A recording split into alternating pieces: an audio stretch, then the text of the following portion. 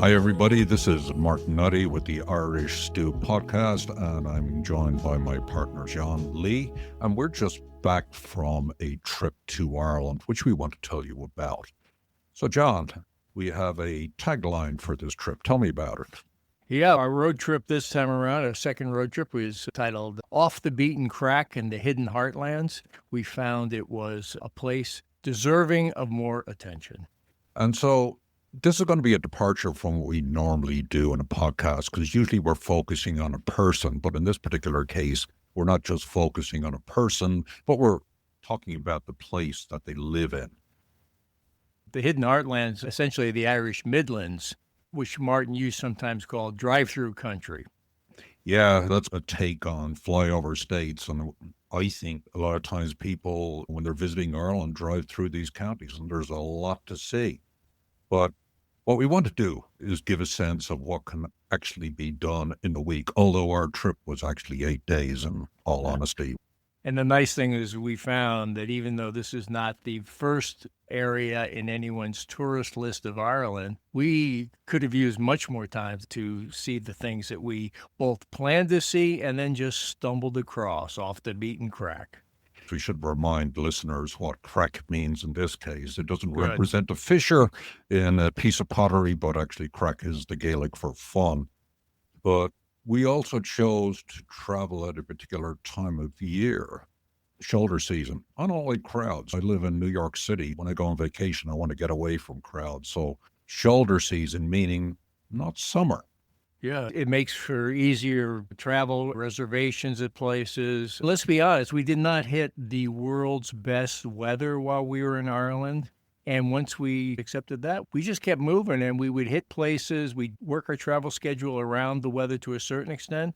And we would get lucky and the skies would clear as we approach a great historic monument, a historic area of Ireland.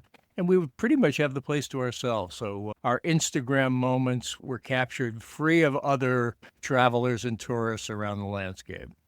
Yeah, and one of the nice things that we also wanted to emphasize, and this is a common thing that most people do when they go to visit a country, they want to see all the highlights of the country. And that's great in your first trip.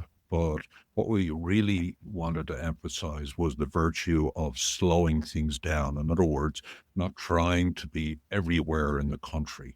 So this notion of slow tourism, and how we did it was we spent our 8 days, but we focused on 4 of Ireland's 32 counties. Did you have a favorite? Well, I have the Offaly roots here because my grandmother was from Clara. Truthfully, I was not too aware of when we were crisscrossing back and forth across the counties, although we were soon made aware of that by the people we talked to. Tremendous loyalty to the county, to which side of the river, to which side of the town. So Offaly, it was important for me to get back there and poke around the town my grandmother grew up in. And then Leitrim was a bit different, and we're really glad we were able to wrap up our trip there. Yeah, and the other 2 major counties that we hit were Westmeath and Longford. And altogether, I think we talked to something like 20 guests. So it was pretty busy. And one of the questions we get asked when we go on the road like this is, how do you guys handle this technically? Like, a lot of our recordings are done remotely, the equivalent of a kind of a Zoom approach to recording podcasts. Right, like we're doing now, actually. The 2 of us are in different sides of town. But on the road, we use a little device called Nomono, which is a product from a Norwegian company. And we'll post a picture of our little Nomono on our social media. That was our primary recording device. And then John, in turn, had his trusty roaming mic. So when we were out and about with a guest, we could actually record them in the field. Could I just mention, when we bring out the Nomono, particularly in Ireland, the reaction is, oh, it looks like a tea kettle. It's about the size of a tea kettle. And truthfully, it's a nice sell when we ask somebody if we can come and record at their place. They start getting worried about wires and cables and tripods and things like that. I said, nope, no wires. We're ready to go in 90 seconds. We pop the lid, we put on the mics, and we record. So it makes it very easy and very user-friendly for both us and for the people we're interviewing.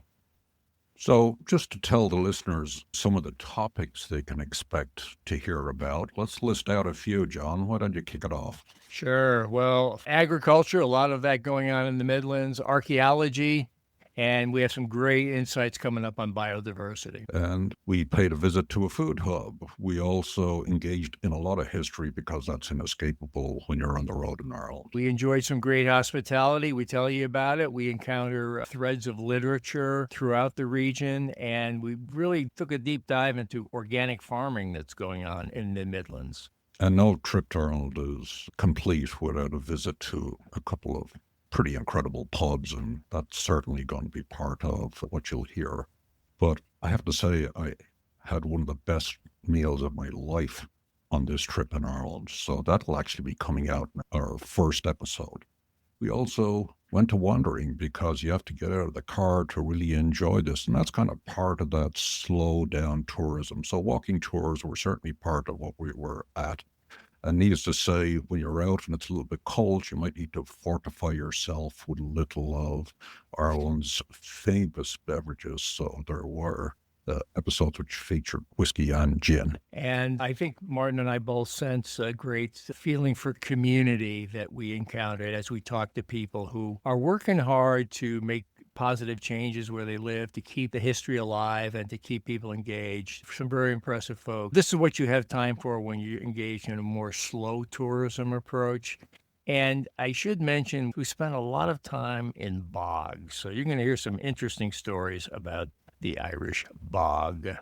Yes, indeed. Embrace the bog. That was part of this trip, and it is fascinating stuff. Now, because this sequence of episodes is going to differ from our usual profiles of individuals, we encourage you to follow us on our various social media, where we'll be posting videos, where we'll be posting photographs, so we can talk about a place all we like, but visuals always help. And where do you recommend our listeners engage with us there? You start to get a different feel for who engages on which platform.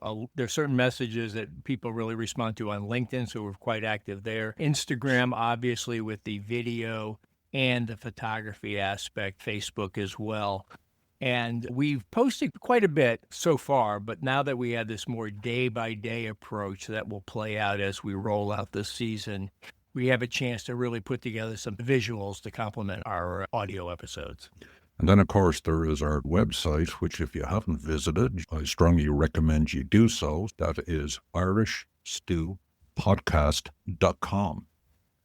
Great place for our stories that go behind the scenes in our episodes and other stories as well. And it's where you can sign up for our newsletter.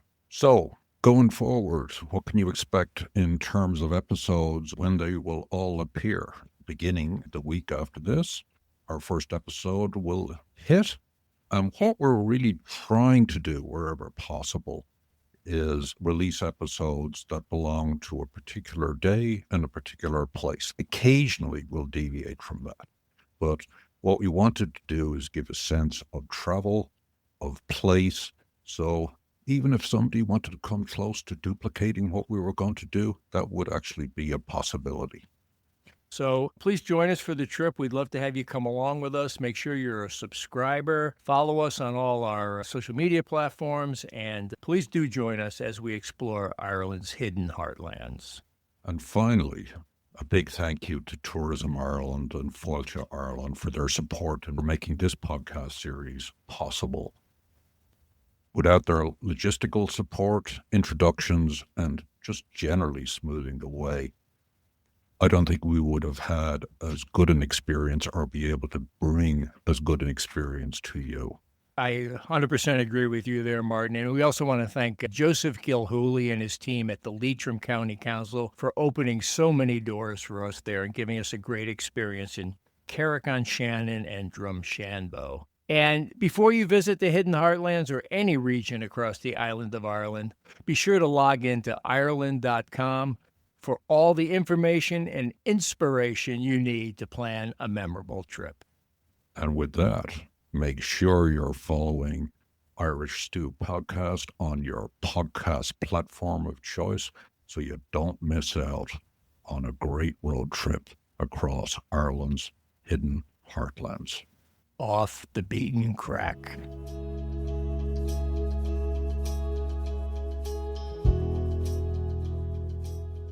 Irish Stew is produced by John Lee, Martin Nutty, and Bill Schultz. Editing, mixing, and mastering by Bill Schultz. Music on Irish Stew was composed and performed by Rosa Nutty, with Donald Bowens on drums, Cathal O'Riordan on bass and synthesizer. For more on Rosa Nutty's music, please visit rosanutty.com.